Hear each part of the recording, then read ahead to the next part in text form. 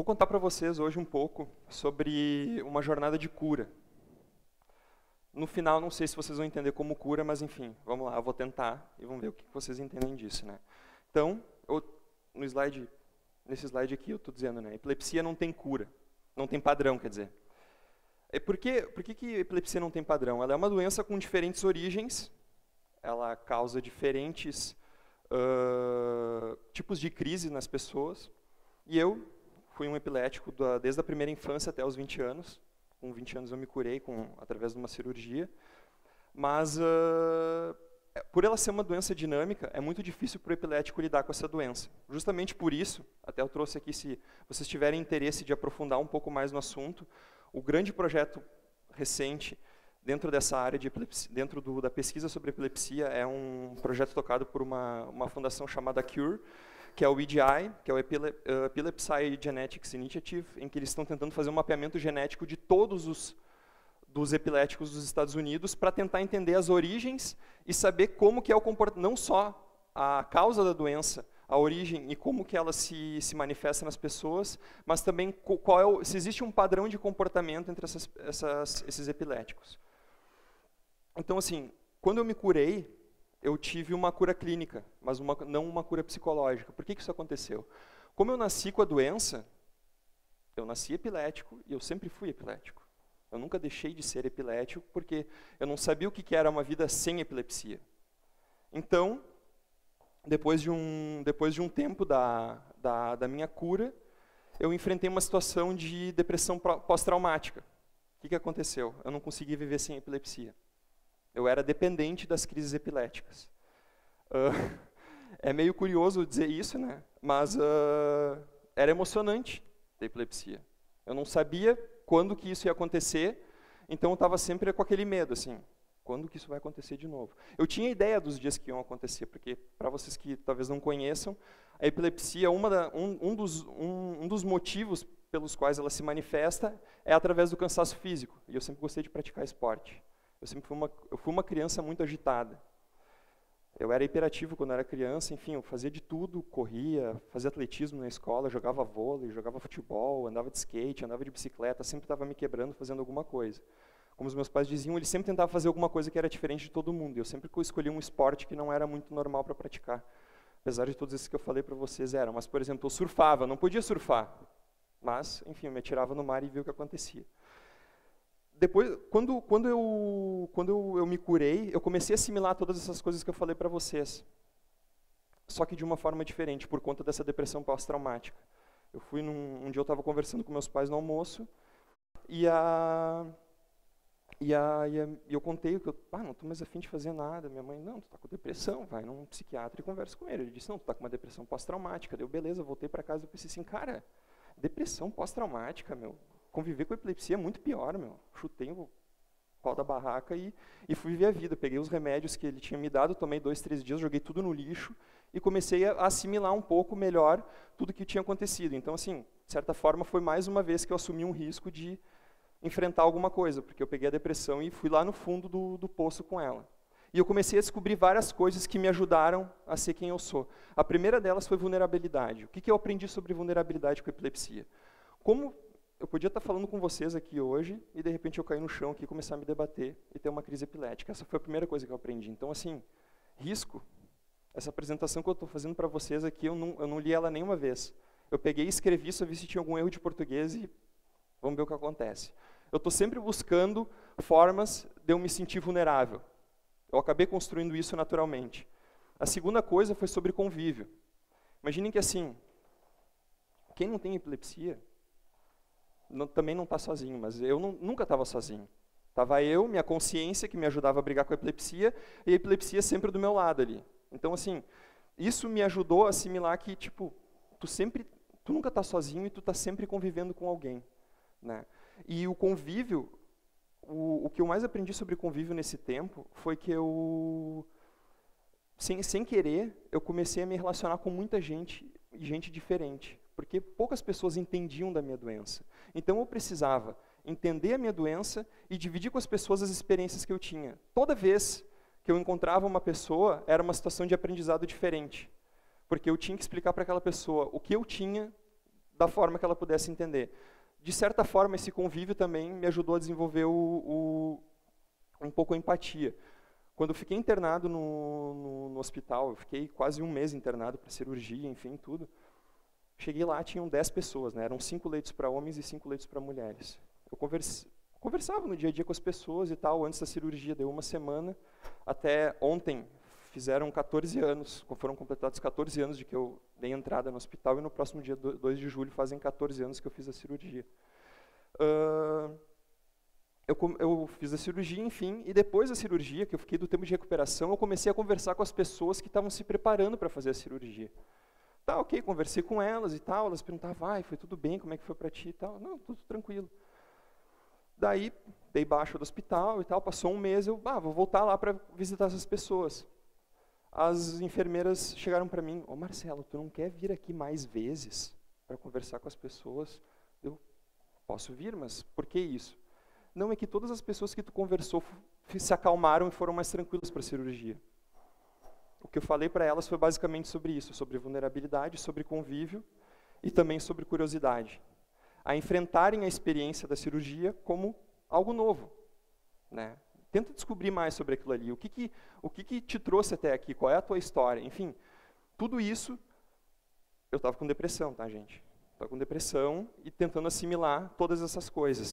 E a curiosidade, ela me ajudava muito nessa relação de convívio e também de vulnerabilidade, porque eu comecei a pesquisar sobre coisas que realmente me colocassem à margem, ou que qualquer situação do mundo colocasse o mundo do jeito que é à margem. Por exemplo, um dia, sem querer, eu comecei a ler sobre anarquismo, outro dia eu comecei a ler sobre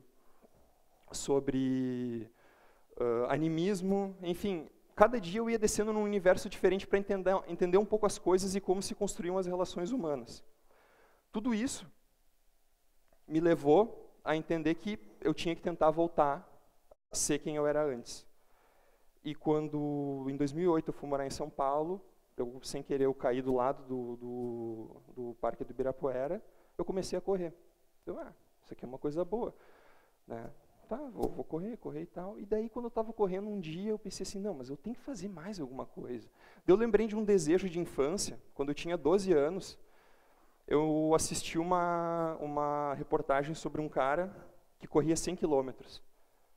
E eu, tá aí uma coisa legal. Eu lembrei dele e tal, fui lá no YouTube, procurei, tá lá o cara, tava a reportagem lá que eu assisti em 1992, sobre o Valmir Nunes, que o cara era tricampeão mundial de ultramaratona, ele corria 100 quilômetros em 6 horas. Eu quero ser que nem esse cara. Isso era março de 2010. Fui lá no Google, procurei ultramaratona, encontrei uma com inscrições abertas, uma ultramaratona de 24 horas no Rio de Janeiro. Peguei e me atirei. Em 4 meses eu me preparei. Antes dessa corrida eu participei de duas, daí eu participei de uma de 10 quilômetros, uma de 30 quilômetros, daí eu fui correr essa de 24 horas. Eu corri 100 quilômetros nessa de 24 horas. Nunca tinha medido a distância que eu fazia. Só que ali, convivendo com essas pessoas e tal, ultramaratonistas, né? Um mundo à parte, um mundo diferente, pessoas que correm muito e coisa e tal. Eu comecei a ver que esses caras, eles se mobilizavam muito, assim, tipo, para se motivar, sabe? Então, tipo, eles têm meio que um lema, assim, sempre sorrindo, sempre não sei, e eu não... Aquilo ali era chuchu para mim, não tinha gosto. Eu não entendia por que tanta motivação, assim, tá, gente, sempre sorrindo, tô feliz aqui correndo, tô me divertindo, não tem... Não, vamos lá, campeão, vamos lá, guerreiro. Cara, chuchu. E daí eu comecei a pensar assim, mas por que eu não sinto nada com isso, né? Daí tá, comecei aí de repente eu comecei a entender o que estava acontecendo.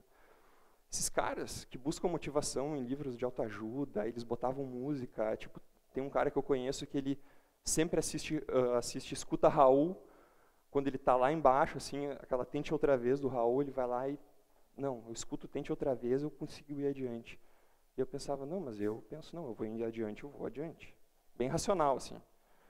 Daí eu comecei a entender que, na realidade, eu já tinha uma cabeça de ultramaratonista como epilético. A resistência psicológica para conseguir superar o estresse físico, eu já tinha.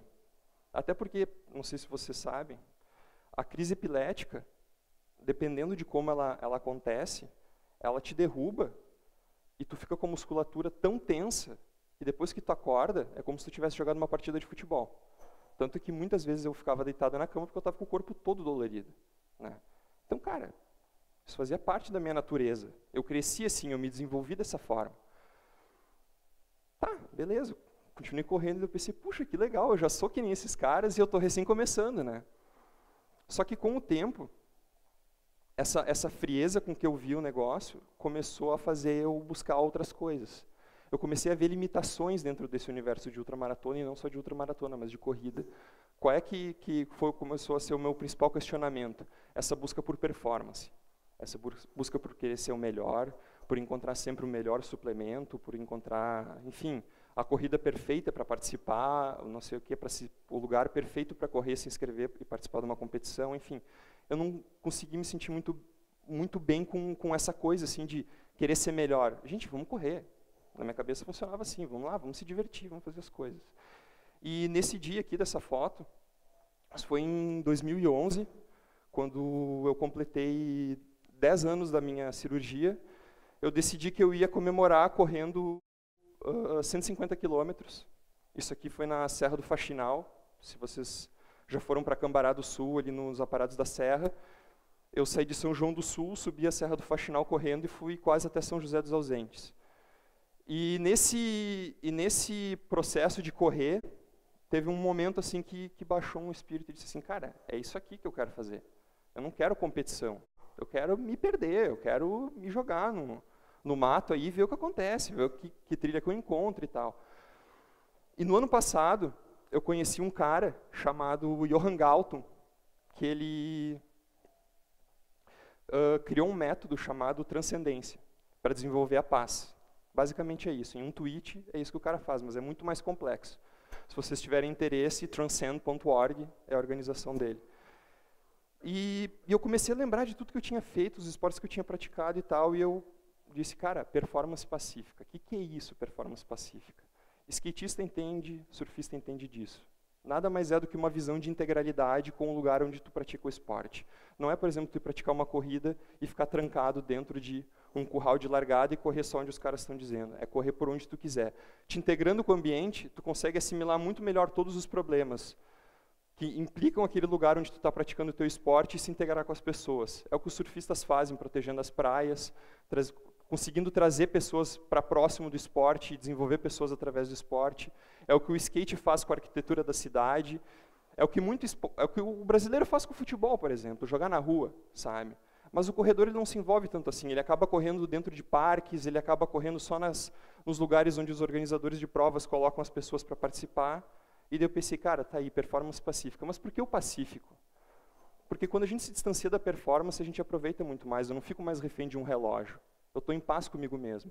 E eu descobri isso, que quando eu morava em São Paulo, eu corria porque eu não aguentava viver naquela cidade. E quando eu voltei para cá, eu comecei a me relacionar de uma forma muito melhor com a corrida. Justamente por isso, porque eu não precisava correr para lutar contra a cidade, porque eu corria 20 quilômetros por dia em São Paulo para ir para o trabalho. No final do dia eu voltava de trem. Era a forma que eu encontrei de enfrentar o trânsito da cidade. Daí então, nesse ano, eu decidi começar a botar em prática algumas ideias desse cara e as que eu estava tendo na minha cabeça também. E eu criei o Travessia dos Vales. O que é o Travessia dos Vales? Eu defini defini um raio em torno de Novo Hamburgo, que é a cidade onde eu vivo, e decidi que eu vou começar a correr pelos lugares onde muita gente não corre, dentro desse raio aqui. Então, eu comecei a definir alguns caminhos. O primeiro caminho que eu fiz foi agora em abril. Eu fiz 87 quilômetros entre Novo Hamburgo e Santo Antônio da Patrulha, por uma rota completamente alternativa. Isso aqui foi um dos registros que eu fiz. Talvez muitos de vocês não conheçam, se passaram por esse lugar. Isso aqui é no interior de Taquara. Isso aqui é um núcleo de construções antigas, de 1920, 1910 e tal, de quando começou a ser colonizada a região. E é justamente isso que eu estou buscando com esse projeto. Eu defino ele como turismo autoguiado a pé. Eu crio caminhos, jogo eles dentro do Google Maps, lá coloco ponto A, minha casa, e ponto B, qualquer lugar. Jogo lá e vejo o caminho que ele me dá. Ele normalmente me manda pela BR-116, pela RS-239, eu digo, não, nós vamos por onde é verde no mapa, no meio do mato. E eu pego, daí tá, beleza, tem 80 km, 60 km, vamos por ali então. Jogo dentro do meu telefone celular, dentro do Google, uso o Google Trilhas para isso, e me jogo. Não sei se lá tem estrada mesmo. Se o Google está dizendo, eu vou lá. Esse aqui foi o último que eu fiz, foi no dia 1º de junho, em que eu saí de Três Coroas e fiz um caminho por trás do Morro Ferrabras. Talvez alguns de vocês aqui conheçam, mas ele é bem famoso por ter uma plataforma de voo livre. Eu consegui fazer um caminho ali que eu corri mais ou menos na borda da serra ali, desci por Sapiranga e tal, cheguei em Novo Hamburgo. Isso aqui eu fiz no meu 1º dia de férias, para aguentar relaxar de verdade, eu fui lá. E essa aqui foi uma das vistas que eu encontrei no caminho, estava um dia bem frio, e as nuvens estavam cobrindo todas as cidades lá embaixo, e eu estava em cima do caminho ali. Então, assim, o ultramaratonista ele precisa ser um epilético para fazer a vontade da consciência prevalecer sobre o corpo, né? Só que ele consegue fazer muito mais. E é o que eu estou tentando buscar provar, que o epilético consegue também... O epilético ele tem muito essa necessidade do ultramaratonista de tentar ser um cara mais, introspectivo, mas sem se deprimir. E assim, o que eu quero mostrar para vocês aqui hoje, nada mais é do que assim, às vezes a cura ela não vai chegar porque eu não estou curado, eu não deixei de ser um epilético, eu continuo sendo um epilético. Só que eu decidi, com essa dificuldade que eu tive de enfrentar a epilepsia, construir os meus próprios caminhos. E não sei se isso aqui um dia vai me dar dinheiro, se isso aqui um dia vai me levar para algum lugar, está me levando, mas é da forma que eu estou vendo. Se, por exemplo, qualquer coisa que aconteça, o cara não encontrar cura, o importante é que tu encontre o próprio caminho. Eu descobri isso quando eu estava no hospital, que eu vi várias pessoas com epilepsia que não sabiam o que iam fazer. E eu já tinha feito muita coisa ali, porque eu consegui encontrar os meus próprios caminhos. Então, convívio, vulnerabilidade e conhecimento são basicamente os grandes que eu tive como epilepsia, e que eu quero deixar para vocês é isso. Se vocês não encontrarem a cura, seja lá para o que for, eu acho que a gente não se cura só de doença, encontrem os seus caminhos e sejam felizes. Muito obrigado.